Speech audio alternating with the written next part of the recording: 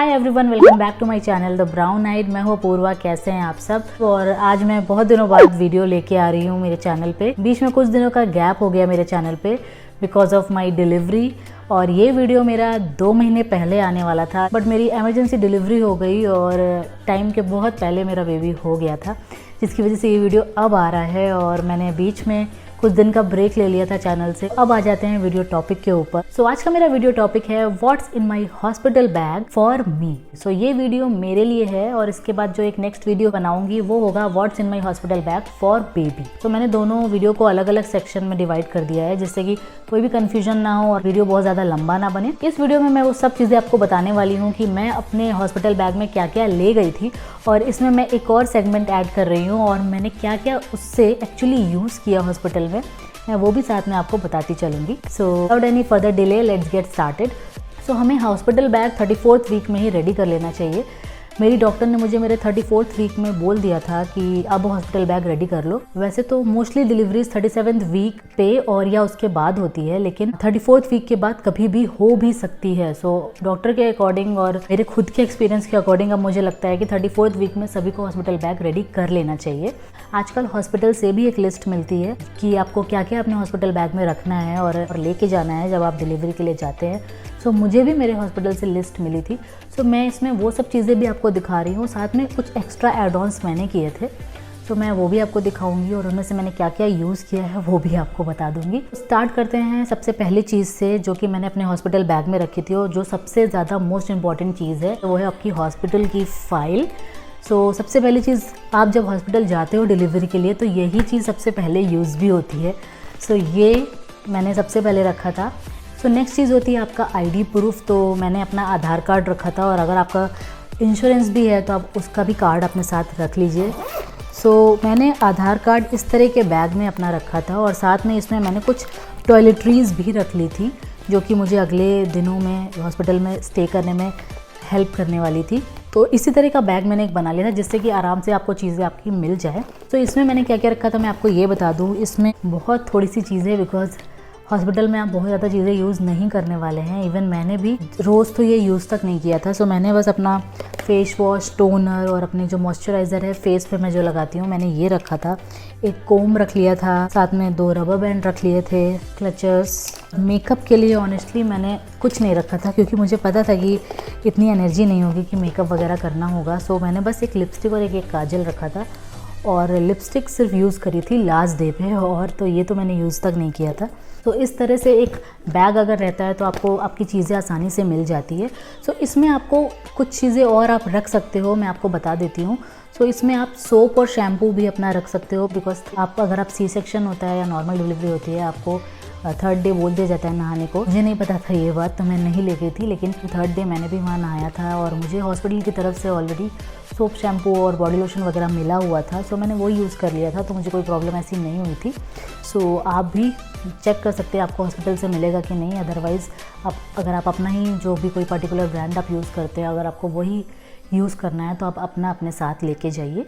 सो जो नेक्स्ट चीज़ है मैं लेके गई थी, वो थी इस तरह की स्मॉल टावल्स। ये हैंड टावल्स काफ़ी हैंडी रहती हैं और काफ़ी यूज़फुल होती हैं। मैं इस तरह से 2 ले गई थी, और मैंने इन्हें एक्चुअली में बहुत ज़्यादा यूज़ किया था, बिकॉज़ मुझे बहुत ज़्यादा स्वेटिंग हो रही थी आफ्टर डिलीवरी। और जब मैं फीडिंग कराती थी, मेरा स्वेटिंग बिल्कुल, मेरी पूरी बॉडी में स्वेट ऐसे बह रहा होता था। सो इस तरह से मैंने टॉवल ले रखी थी अपना स्वेट पोंछने के लिए, बिकॉज़ कंटिन्यूअस स्वेटिंग हो रही थी मुझे, और एसी चल रहा था रूम में, लेकिन फिर भी बहुत ज़्यादा हो रही थी। तो ये टॉवल मुझे उसके लिए बहुत ज़्यादा काम आई थी। केवल हॉस्पिटल स्टे पे नहीं, वापस आके घर आके भी कई दिन तक मुझे बहुत ज़्यादा स्वेटिंग हुई थी। अदरवाइज़ मैंने तो इसे फेस और हैंड पोंछने के लिए रखा था। इसके अलावा एक टॉवल भी आपको रखना है, बड़ी टॉवल। ये उस दिन आपको काम आएगी, जिस दिन आप नहाएंगे वहाँ पर। तो इसके अलावा मैं फ्रंट ओपन 3 नाइटीज़ भी ले गई थी। ये मेरी हॉस्पिटल लिस्ट में भी था, और उसमें था कि आप या तो फ्रंट ओपन नाइटीज़ लेके आइए, या फिर आप टी-शर्ट एंड ट्रैक पैंट्स भी रख सकते हैं, या फ्रंट ओपन आपके पास अगर कोई नाइट सूट हो तो आप वो भी रख सकते हैं। बट मैंने नाइटीज़ ही ली थी, और लौट के आके मैंने घर में भी फिर यही पहनी थी। सो इस तरह की 3 नाइटीज़ मैंने ली थी, जो कि मैंने अलग अलग साइट से ख़रीदी है। ये मैंने मिंत्रा से ली थी। इसका जो फ्रंट ओपन है वो हॉरिजॉन्टल है, जो कि काफ़ी यूज़फुल है। इवन मैं अभी तक इसे पहन रही हूँ। इस तरह से फ्रंट ओपन हो जाती है नाइटी और आपको फीडिंग में इस तरह से नाइटीज़ काफ़ी हेल्प करती हैं। ये वाली मैंने फर्स्ट क्राई से खरीदी थी और ये क्लोविया से ली थी मैंने। सो ये दोनों में जो ज़िप है वो वर्टिकल है। इस तरह से इसमें वर्टिकल ज़िप दे रखी है फीडिंग के लिए। और एक मैंने ये ली थी और इसमें भी इस तरह से वर्टिकल ज़िप है। बहुत ज़्यादा एक्सपेंसिव नाइटीज़ नहीं ली थी, मैंने नॉर्मल नाइटीज़ ही ली थी क्योंकि मुझे पता था मैं ज़्यादा दिन नहीं पहनूंगी। सो इस तरह के जो फीडिंग और नर्सिंग क्लोथ्स होते हैं ये काफ़ी यूज़फुल होते हैं आपको फीडिंग के टाइम पे। और तो मैंने ये 3 नाइटीज़ रखी थी बिकॉज़ मेरी हॉस्पिटल लिस्ट में भी 3 का था, लेकिन मैंने एक्चुअली में सिर्फ एक नाइटी पहनी थी, वो भी 3rd डे जिस दिन मैंने वहाँ पे नहाया था उसके बाद ये पहनी थी। फर्स्ट 2 डेज़ मैंने हॉस्पिटल की गाउन ही पहनी थी, मुझे हॉस्पिटल से गाउन मिलती थी डेली। सो 3 ले जाने का मुझे कोई सेंस नहीं समझ आया क्योंकि हॉस्पिटल में हॉस्पिटल की ड्रेस मिलती ही है, हॉस्पिटल की गाउन मिलती है। बट आप भी अपने हॉस्पिटल से एक बार कंफर्म कर लीजिएगा, अगर आपको वहाँ से मिलती है तो आप भी फिर सिर्फ एक ही ले जाइएगा, 3 की ज़रूरत नहीं पड़ेगी। इसके अलावा मैंने एक ड्रेस रखी थी जो कि होम कमिंग ड्रेस होती है, यानी कि जो ड्रेस आप पहन के वापस घर आते हो बेबी को लेकर। सो मैंने इस ड्रेस को रखा था और यही पहन के मैं वापस घर भी आई थी। ये एक मैटरनिटी ड्रेस ही है, तो इसमें भी इस तरह से जिप है, ये भी फ्रंट ओपन ड्रेस है। तो ये मैंने अमेज़ॉन से ली थी। सो मैं लिंक्स वगैरह जो मुझे मिल जाएगी वो भी मैं डिस्क्रिप्शन बॉक्स में डाल दूंगी, तो आप वहाँ से चेकआउट कर लीजिएगा। अगर आपको लेनी हो तो आप ले भी सकते हैं। तो ये रही होम कमिंग ड्रेस। तो आजकल हॉस्पिटल में लोग न्यूबॉर्न फ़ोटोशूट वगैरह भी करवाते हैं, मैंने भी करवाया था। बट फ़ोटोशूट के लिए मैं कोई एक्स्ट्रा ड्रेस लेके नहीं गई थी, मैंने इसी ड्रेस में अपना शूट भी करा लिया था क्योंकि मेरे अंदर इतनी ज़्यादा एनर्जी नहीं थी कि मैं एक ड्रेस बदलूँ फिर बाद में फिर से एक ड्रेस बदलूँ घर आने के लिए। तो मैंने सीधे यही पहना था, इसी में शूट करा के फिर मैं घर आ गई थी। तो अगर आपको शूट में दूसरी ड्रेस पहननी है तो शूट के लिए भी एक ड्रेस रख सकते हैं। इसके अलावा एक जैकेट मैंने रखी थी, ये मैंने रखी थी वापस वही होम कमिंग के लिए, क्योंकि स्टार्टिंग में आपको अपने आप को हवा से बचाना होता है, तो आपको जैकेट स्कार्फ सब पहन के रखना होता है। तो हॉस्पिटल में तो मुझे नहीं ज़रूरत पड़ी थी, पर जिस दिन मैं लौट रही थी उस दिन मैंने जैकेट भी पहनी थी। और इसके अलावा मैंने सॉक्स भी रख लिए थे, कहते ये सॉक्स भी मैंने वापस आते वक्त ही पहना था। एक स्कार्फ रखा था अपने कानों को ढकने के लिए, ये भी मैंने वापस आते टाइम ही कानों को ढका था क्योंकि इस हॉस्पिटल में तो मुझे बहुत ज़्यादा गर्मी लग रही थी और काफ़ी स्वेटिंग हो रही थी, तो मैंने वहाँ पे तो कान नहीं बांधे थे। इसके अलावा मैं 3 मैटरनिटी ब्रास भी ले गई थी, और ये मैटरनिटी ब्रा हैं जो कि फ्रंट ओपन होती है, इस तरह से आगे से ऐसे खुल जाती हैं और वापस फिर कवर हो जाती हैं।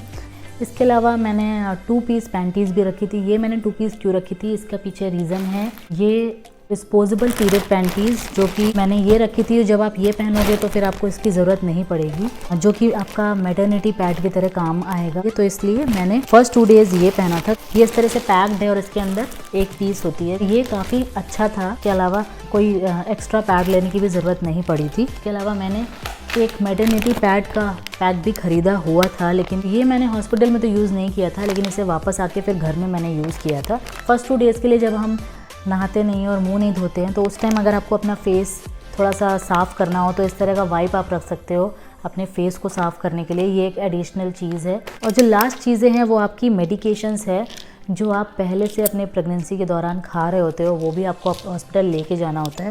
सो ये कैल्शियम आयरन आपके जो सप्लीमेंट्स हैं वो, और तो मुझे 7th मंथ के प्रेगनेंसी के बाद थायराइड हो गया था, सो मैं ये थायराइड टैबलेट्स भी लेके गई थी।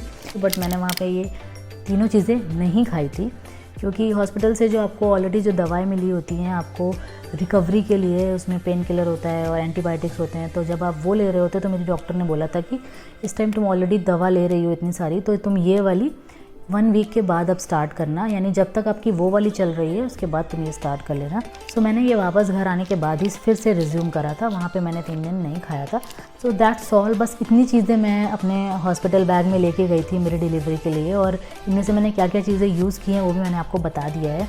सो आई होप ये वीडियो आपके लिए हेल्पफुल होगा आपके हॉस्पिटल बैग को आपको पैक करने के लिए। नेक्स्ट वीडियो में डालूंगी कि मैं अपने बेबी के लिए क्या क्या चीज़ें अपने घर से लेके गई थी। So stay tune for that video and happy delivery to all who are expecting and watching this video. So अगर आप मेरे चैनल पे नए हैं और इसे सब्सक्राइब नहीं किया तो सब्सक्राइब ज़रूर करिएगा। अपने चैनल में हॉल्स, व्लॉग्स और प्रेगनेंसी रिलेटेड वीडियोस डालती हूँ, और अब आगे चल के मैं इसमें पेरेंटिंग रिलेटेड वीडियोस भी डालूँगी। वीडियो अगर पसंद आया तो इसे लाइक करिएगा और शेयर करिएगा हर उन एक्सपेक्टिंग मदर से जो बहुत जल्द डिलीवरी के लिए जाने वाली हैं। So stay tune for my next video. मिलते हैं मेरे अगले वीडियो में। Until then bye bye.